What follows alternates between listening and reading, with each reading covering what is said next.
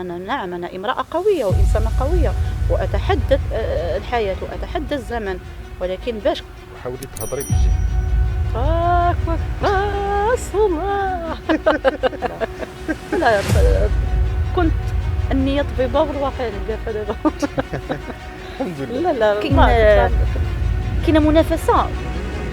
حنا كي غنقول لك أنا سامة غير شريفة غير شريفة. جات طحوة كاينه كواليس.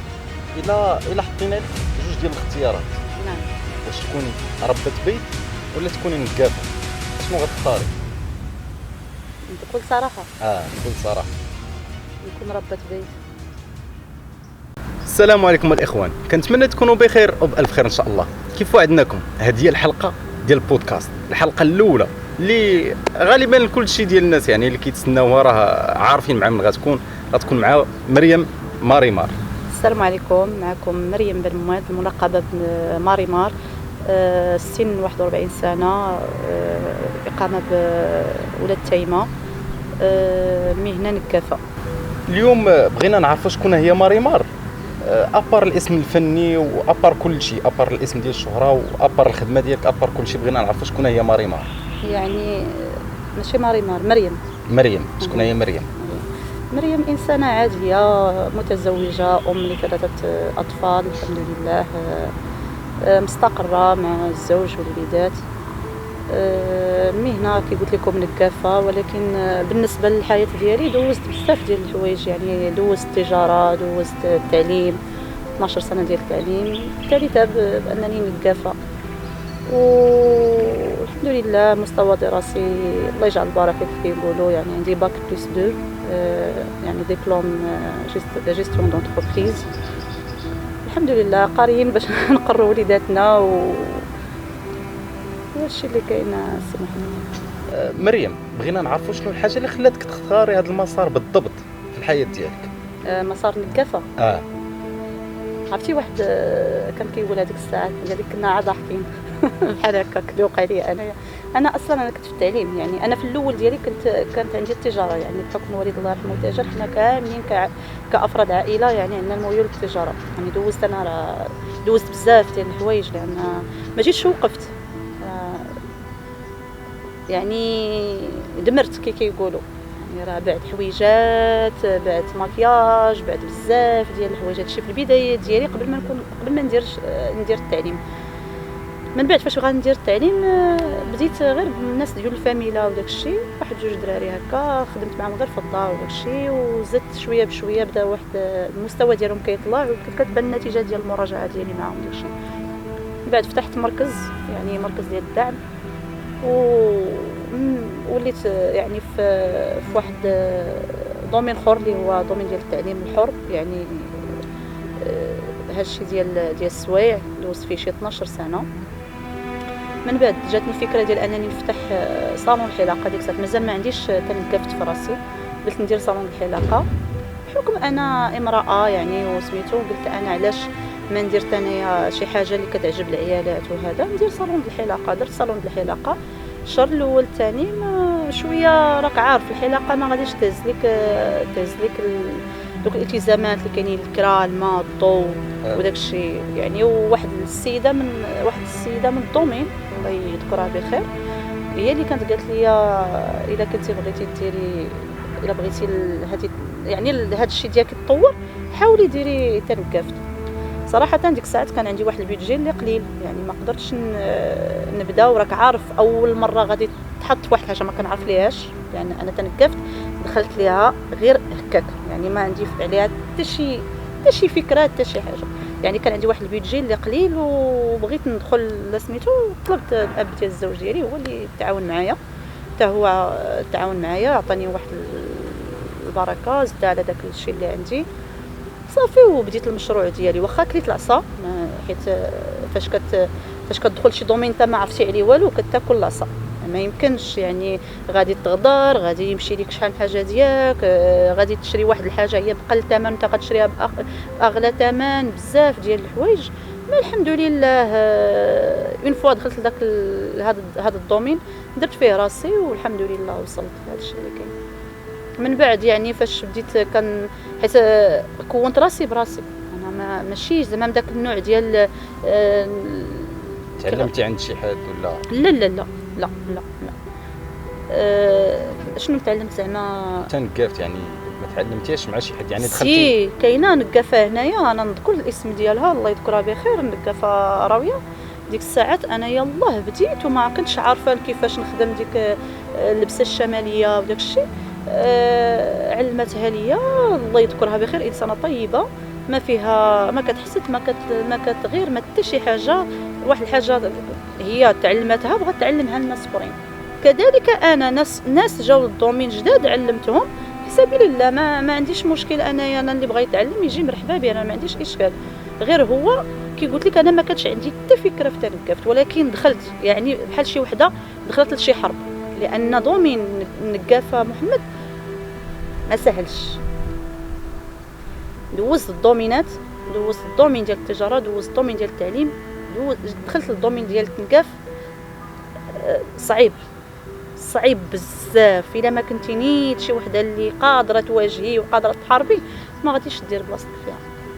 بزاف ديال الحوايج كيوقعوا فهاد الشيء ديال التنقاف. الناس كيصحابهم راه نقافه صافي، الا كانت نقافه راه ساهل هذاك سميتو. كاينه حاجه اخرى سي محمد، واحد القضيه دابا غير في الاثمنه. دابا فاش كيجي عندك شي واحد كيقول لك مثلا شحال تحسبي لينا وشحال هذا، كنقول له ودي داكشي على حسب جهدك. حيت انا ما يمكنش مثلا الناس دابا فاش كيقولوا عافاكم شي نقافه الله يعمرها دار شي نقافه دريوجه، علاش كيطاقيو ماريمار؟ الاغلبيه كتطاقي ماريمار حيت ماريمار الحمد لله قنوعه وماشي ما كنخرجش بالثمن غالي ولا سميتو. سي راه تنقفت راه كل حاجه بثمنها. كي كنقولوا حنايا كنقولوا زيد الماء زيد دقيق. الور انت فاش غادي تكوني باغيه انت مثلا باغيه انت غير اللبس والكرسي، راه الثمن ديالك ماشي ديال واحد عروسه اخرى دايره عماريه ودايره هوداج ودايره هزه سوسيه ودايره. حيت راه كل ما كنزيد انا في الماتيريال كل ما كيتزادوا عندي لي بيرسونيل، كيتزادوا عندي الدراري اللي غيخدموا، كيتزادوا عندي البنات. فهمتيني؟ يعني غير هذه النقطه بغيت نشرحها. اما بالنسبه للثمن واش غالي ولا ما غالي ولا كل حنا كنمشيو، انا بعدا نهضر على راسي، كنمشي على الجهد ديال الانسان وعلى حسب اشنو باغي، اللي عنده اللي ما عندوش. انا خص غير الكليان يكون معايا صريح. عندك راه غنتقدم معاك بحال الناس كاملين، ولكن ما عندكش انا ما عنديش. ماشي يكون ما عندكش، يكون عندك وتجي عند النقافه مثلا انا راه ما عندي، راه انا ما فحاليش، وانا استغل ديك العاطفه ديالك. هذه واحد النقطه كنعيشوها هكا. هذه النقطه ما كنعيشهاش غير انا كنقافه، كيعيشوها كاع الناس تاع الدومين، لان حنا ما كنكونوش ادرى بالناس شنو عندهم في الحياه الاجتماعيه ديالهم ولا داك الكليان كيفاش داير ولا هذا. حنا ما كنعرفوش. حنا كنعرفوا الكليان كيدخل عندنا للمحل فاش كيقول لك اودي تقدي معايا انا راه ما بحاليش مثلا ولا كتقدي معاه. وكاينين الناس بزاف، كاينين الناس بزاف اللي كيقول لك فعلا انا ما بحاليش ولا ما بحالوش. وكاين بنادم اللي ثاني الله يهديه وصافي، يعني كيحاول يستغل ديك العاطفه. حنا راه العاطفه راه اصلا العيالات غالبه عليهم العاطفه. هذا الشيء اللي كاين. شنو هما التحديات اللي واجهتهم ماريمار في المسار ديالها كامل من الاول ليومنا هذا؟ التحديات كاينين بزاف، كاينين السلبيه وكاينين الايجابيات. نبداو بالسلبيات هما الاولين.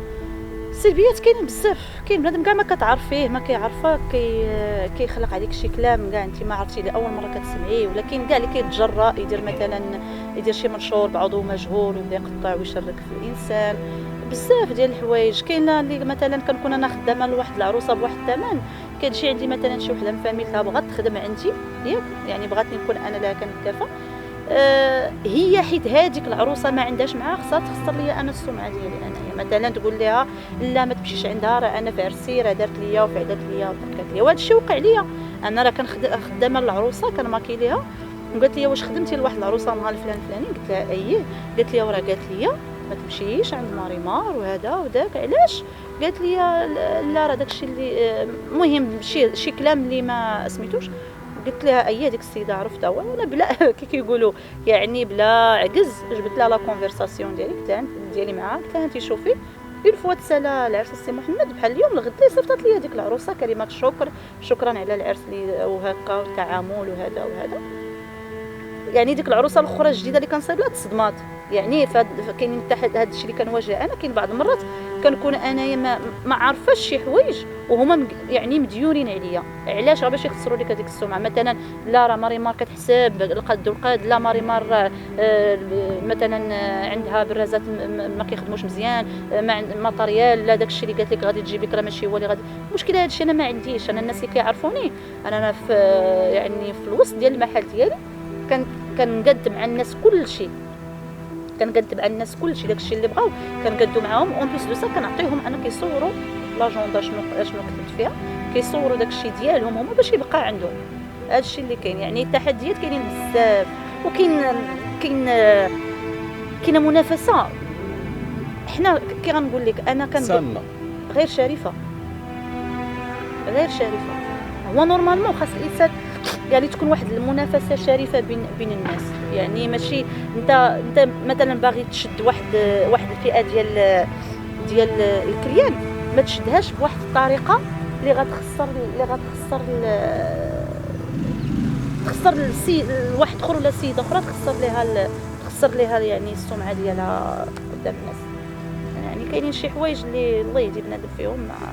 علاش قلت لك انا دوزت بزاف ديال لي دومين، ولكن هاد الدومين ديال تنكفت ماريمار راه بنادم.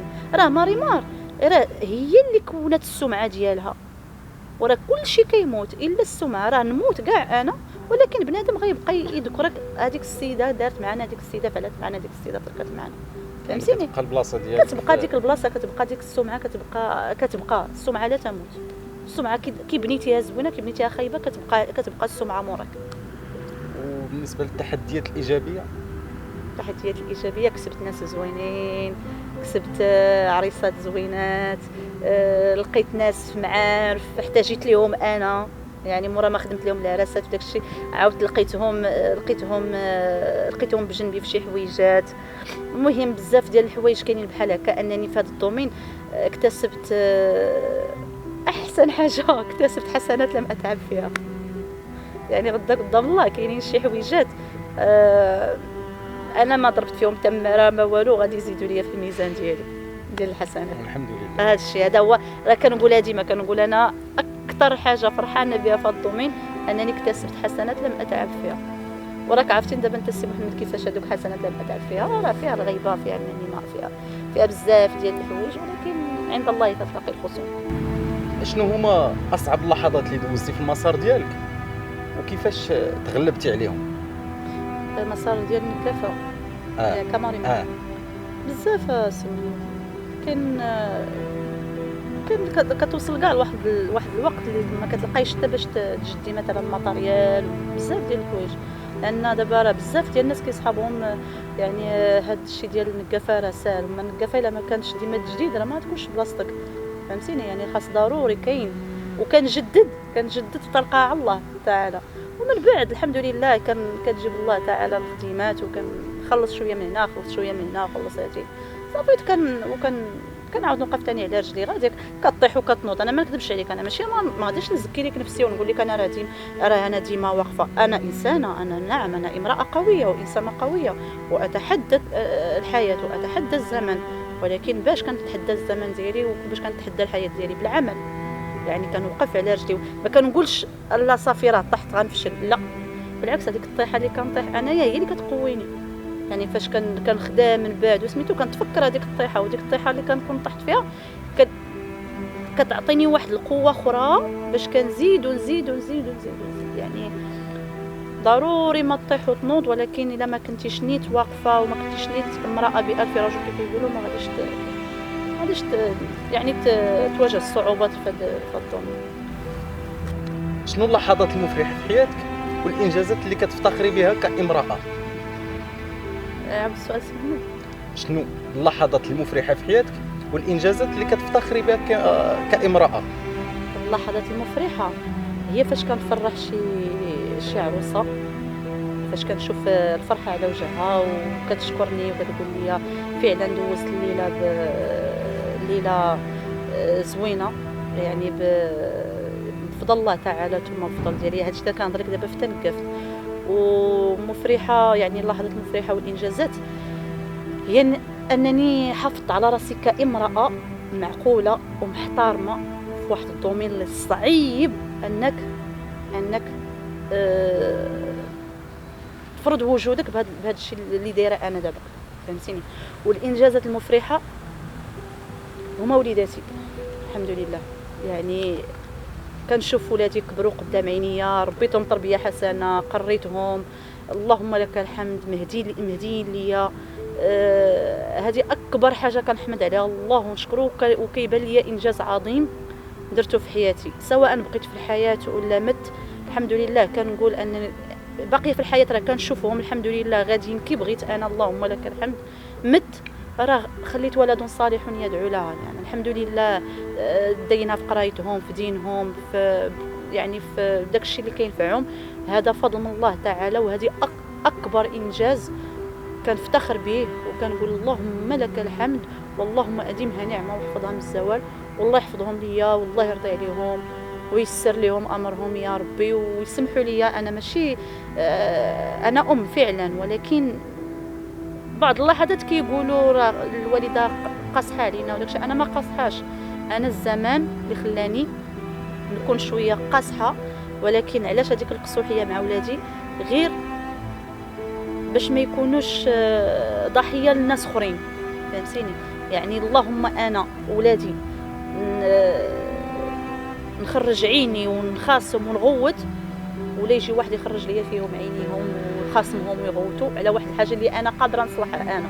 يعني اللهم انا واعوذ بالله من قلت انا نصلح ولادي ويكونوا يعني يكونوا سند ديالي، ولا نلقاهم ما كاينش على من تكا.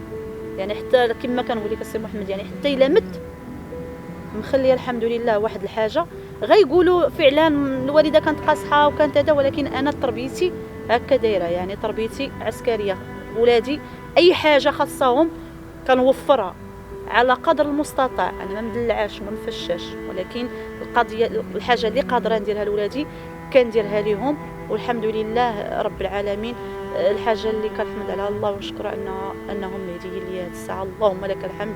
ومع هذا المنبر كنطلب ربي يخليني حيه حتى نشوف ثمرات التعب والعيا والحرب والكد اللي دوزت، نشوفها في ولادي، كل واحد في منصب اللي يرضيني ويرضي الله تعالى هو الاول ويرضيني معاه، وان شاء الله تعالى الشيء يسمع لي. الا رجعنا للطفوله ديالك، شنو كان الحلم ديال مريم؟ الحلم ديالي كنت نكون طبيبه، العائله اصلا كلهم كانوا كيقولوا لي الدكتوره من الصغر. اصلا ديك الساعات كانت الوالده الله يرحمها كتنعس في السبيطار، ديما انا كنا معاها، ديما انا كومبانيونت ديالها.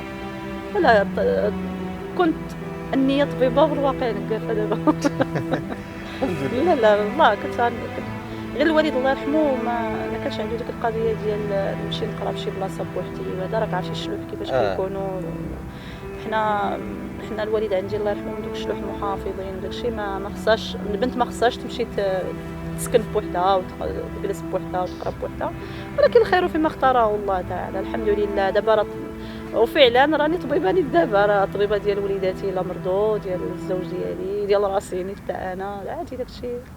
راك عرفتي المراه راه فيها كلشي، جميع المهن فيها. وتحيه للمراه ربة البيت، مش عليك المراه ربة البيت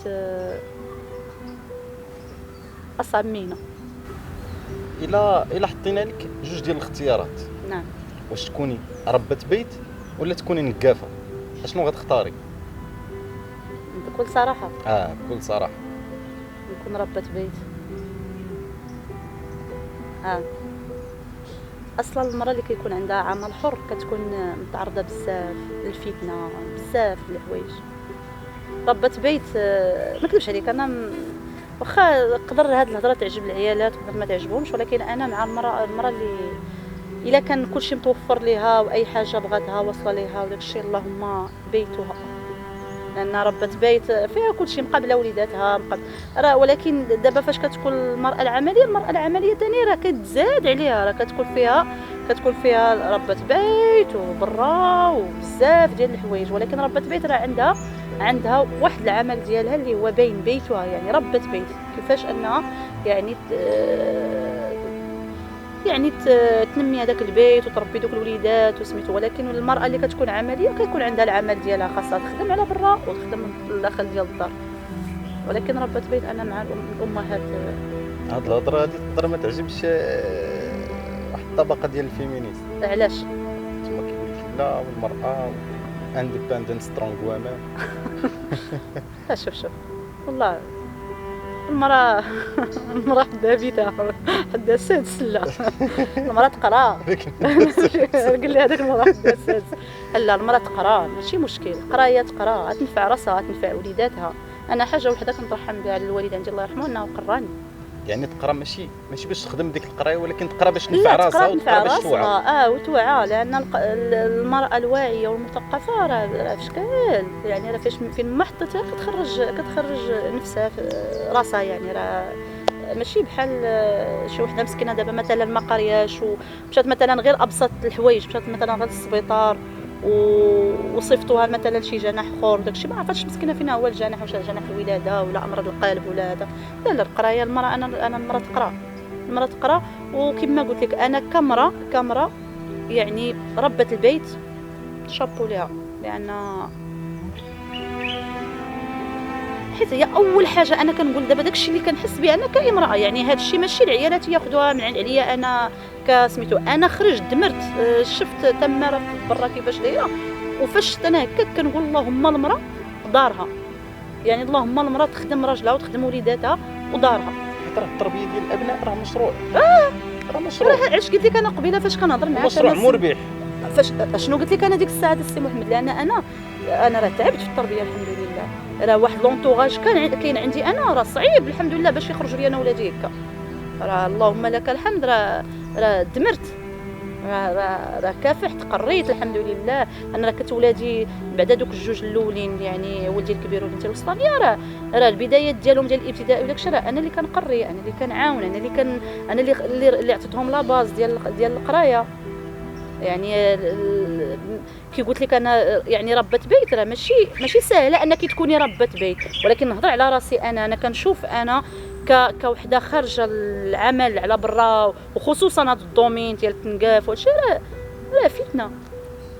راه فاش اش قلت لك قبيله انا السي محمد، قلت لك راه فاش انا داخله لهذا الدومين وحافظت على الاحترام ديالي والمعقول ديالي لطال هذه الدرجه، راه برافو ليا. انا كنقول لراسي برافو ليا من هذا البودكاست. نعم برافو ليا انني راه انا الحمد لله.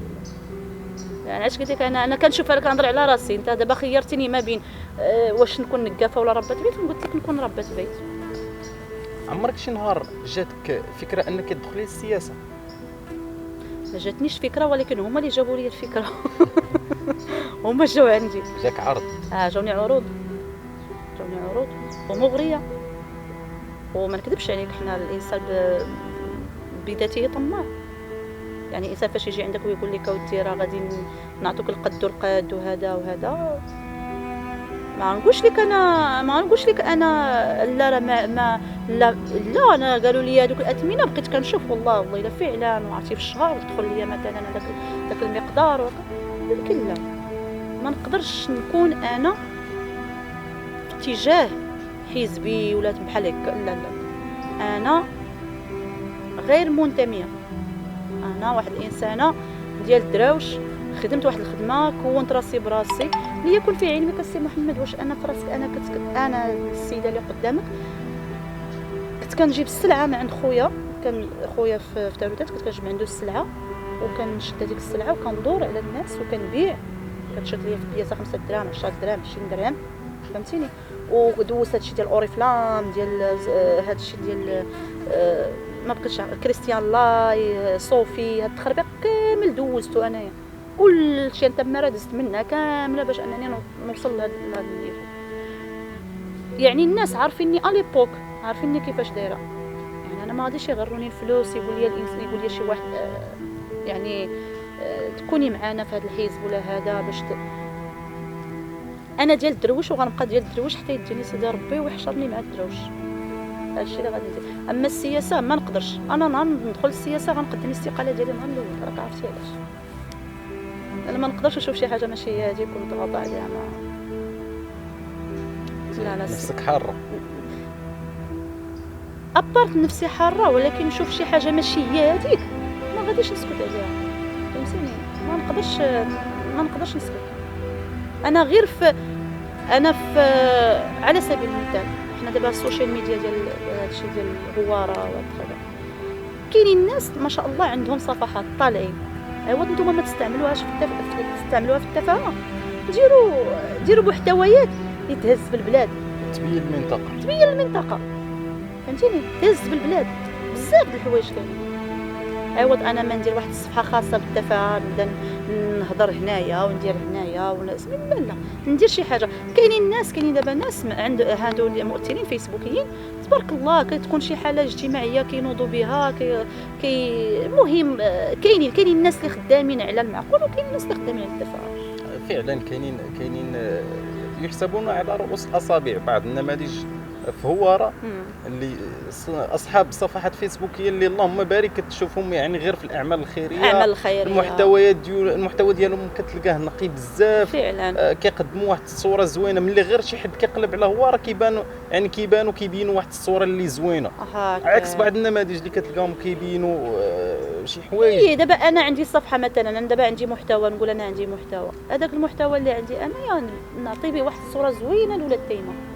يعني مثلا ندخل السوق النموذجي هذاك اللي راك عرفتي اللي كان دابا اللي سادين، علاش ما علاش، نشوفوا السوق الخميس، نشوفوا السبيطارات، نشوفوا بزاف ديال الحوايج عندنا ما تعالج في ولاد تيمه. دار الشباب فينا هي الانشطه. كاينين الناس اللي عندهم مواهب وما لاقينش فين يمشيو بزاف.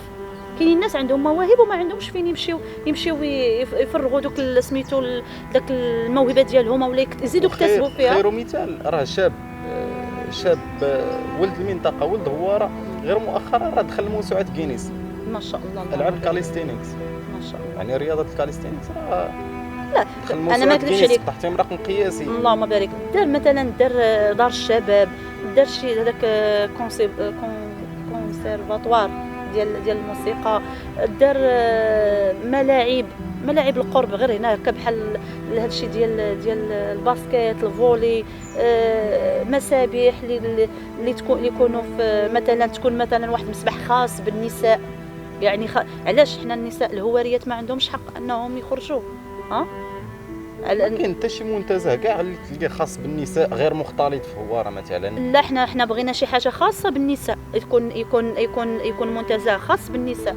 علاش تا هما يلعبوا التنس، يكون لا بيسين ديالهم خاص، هادو نساء. علاش حنا الا بغينا شي حاجه لا خاصنا نمشيو لاكادير، لا سير الاكوا بارك اغرود، سير الاكوا بارك سميت باش ديك المراه مسكينه تمشي تعوم في هذيك القاعه مغطاه. علاش ما تكونش عندها في مدينتها؟ علاش ما بغيتش ندير انا السياسه؟ راه هادشي اللي بغيت ندير انا السياسه. انا الا درت السياسه كون على يقين انني غنكون واخا ما سخيناش بهذا البودكاست معاك، ولكن بغينا نعطيو بعض الاسئله ديال الختام. اول سؤال غادي تعطينا كلمه كتلخص الشخصيه ديالك. كلمه تلخص شخصيتي بالكامل. صباره. قلنا لك عطينا نصيحه ذهبيه للشباب. كيفاش والشباب اللي غيبداو مثلا شي مشروع شي حاجه، ضروري انه يصبر في الاول.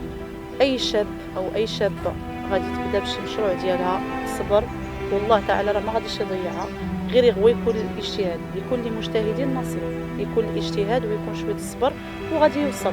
وحاجه وحده الانسان بغى يوصل هادو سدوهم سدوا دنيه، لان هو غاتوصلوا بزاف ديال الهضره، ولكن سدوا دنيك وشوفوا القدام. اما الا حليتي ودنيك وكتشوف اللور ما عمرك غادي تزيد لقدام، لان راه كتجربه ديالي انايا. يعني انا كنت كنسمع هضاري بزاف ما غاديش نزيد لقدام. غنبقى ديما اللورنت. واخا انا فيها واحد القضيه حاجه مثلا سمعتها وضرتني في خاطري ما كنخبيهاش، هذا بعدا ديفو ديالي انايا. مثلا يجي شي واحد يقول لي فلان ولا فلانه قالت لي، كنمشي نقولها ليه ديريكت، نقول لها شنو درت فيك انا، تقول لي شكون اللي قال لك؟ قال لي فلان. المواجهه الصريحه، المواجهه الصريحه. علاش غادي نخليها انا في قلبي كتحرقني وانت ناس؟ اللهم نخرجها من عندي ونطلقها لك نتايا ونكون انا مرتاحه. شده ولا تلقى حرقاتك راه حرقاتك، ما حرقاتك خليك. المهم انا شي حاجه اللي تضرني في خاطري ما نخليهاش تضرني في خاطري. شنو هما المشاريع اللي كتحلمي انك توصلي لهم مع الوقت؟ ابار نقافه. كيف ما نقافه بدات من فكره المشروع ناجح، شنو الفكره اللي كاينه عندك دابا وكتحلمي انها غتكون مشروع ناجح مع الوقت؟ هي ماشي فكره، هي اصلا كنت فيها، انا اصلا كنت خدامه في هذاك المشروع اللي انا دايره في بالي، وان شاء الله تعالى دراسه خصوصيه باذن الله. يعني كنفكر كتعليم اولي، يعني نبدا بالتعليم الاولي ان شاء الله تعالى. والتعليم الاولي والطاقم اللي خدام معايا في تنكافت هو اللي غيخدم معايا في التعليم الاولي حتى هو، ما غنفوتوش، لان الطاقم ديالي عزيز وغالي عليا، ما نكذبش عليك. بلا طاقم ماريمار ما تكونش، لان بزاف هازين ليا الهم، بزاف ديال الحوايج. الله يحفظهم ليا والله يسهل على كل واحد فيهم، واحد وحده. واش كتفكري شي نهار انك تعتزلي هاد الدومين ديال تنكافت؟ يعني عندك هاد الفكره في دماغك ديال انه غيوصل واحد النهار وغادي تعتزلي؟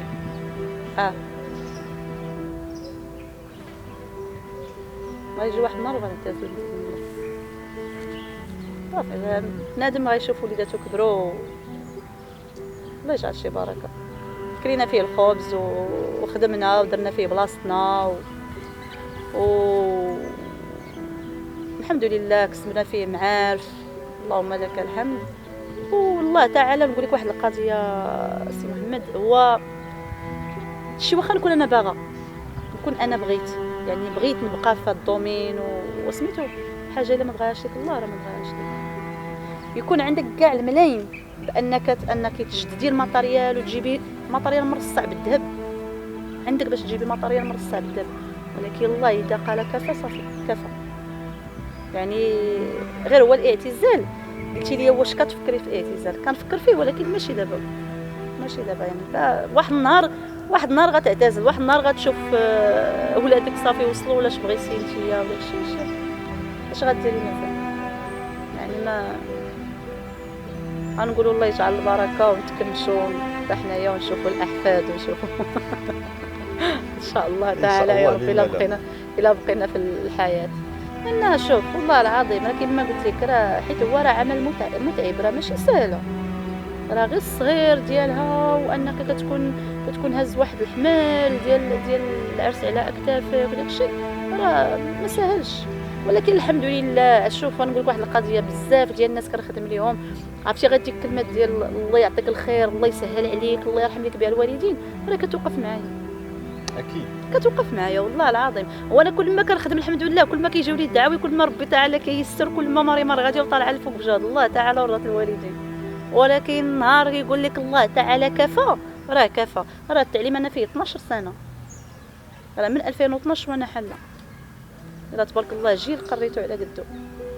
يعني راه من 2012 ل 2024 سديت السونتر صافي، ما تلاش سميتو صافي. ورغم ذلك الظروف ما سعفتنيش انني نكمل في هذاك الدومين ديال التعليم، بحكم لوكال ديال فين كنت كنقري وداك الشيء، ما صافي تما شويه هذا. الاباء والاولياء التلاميذ من حقهم انهم يخافوا على وليداتهم وبزاف د الحوايج، يعني صافي قدر الرزق. الله تعالى قال لي تعليم بركه، كولي الخبز دابا في هذا الشيء اللي فاش خدامه. نهار الله تعالى يقول لي حتى هو صافي فيه غيجيب لي ربي مثلا بروجي اخر، او لا يجيب لي ربي الراحه حتى ما نجلس بحالي اولا نقطع عند الله تعالى هذا الشيء اللي كاين، لان اخر المطاف هي الموت، والله يسمح لنا ان شاء الله، الله يغفر لنا. ما كرهناش نعرفوا الانخراطات الجمعويه ديالك، واش عندك انخراطات في العمل الجمعوي ولا لا؟ يعني واش انا زعما فاعله جمعويه؟ فاعله جمعويه بدرجات رفيعه الحمد لله اللهم بارك. يعني جمعيات في المنطقه نيت انا فاعله جمعويه، كاينين جمعيات يعني بغض النظر على انني رئيسه واحد الجمعيه، ولكن يعني كاينين انا فاعله جمعويه مع جمعيات اخرين. يعني حتى في هذا الشيء ديال راك عارف الجمعيه وهذا الشيء، كاينين اعمال خيريه كاين بزاف يعني كاينه معاهم. المهم شي حوايج ما كنبغيش ندخل فيهم في التفاصيل، المهم كاينه فاعله جمعويه فقط. شكرا بزاف لضيفة الحلقة اليوم كانت معنا مريم ماريمار. هذا البودكاست بدا اليوم وما غاديش يسالي، مادام نتوما معنا ومادام نتوما واقفين في ظهرنا راه واحد فيكم تا هو غيكون معنا. خليو لنا الاراء ديالكم في التعاليق وبغينا نعرفوا كيفاش كتجيكم مريم ماريمار. وبسلام.